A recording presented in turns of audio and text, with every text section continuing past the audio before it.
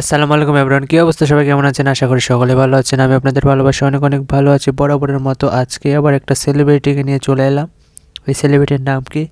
এই সেলিব্রিটির নাম হচ্ছে বুবলি। বাংলাদেশের একজন জনপ্রিয় একজন অভিনেত্রী, হয়তো আপনারা সকলেই জানেন নাম কি বুবলি।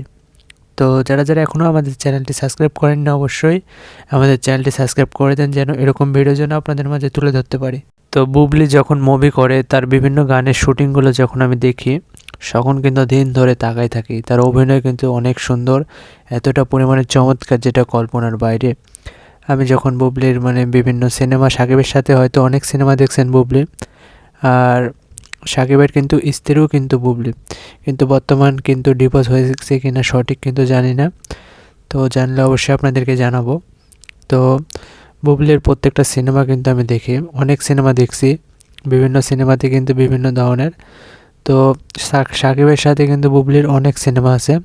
প্রত্যেকটা সিনেমা যে এত পরিমাণে সুন্দরভাবে তার চেহারার যে অ্যাটিটিউড, তার তাকানোর ধরন এবং স্টাইল, সব কিছুই কিন্তু সব জায়গা থেকে আলাদা এবং অনেক চমৎকার লাগে তার মুভিগুলো আমার কাছে। গানগুলো যে এতটা পরিমাণে চমৎকার, যেটা আপনাদেরকে বলে বোঝাতে পারবো না। তার গানগুলো যে আমার এত পরিমাণে ভালো লাগে।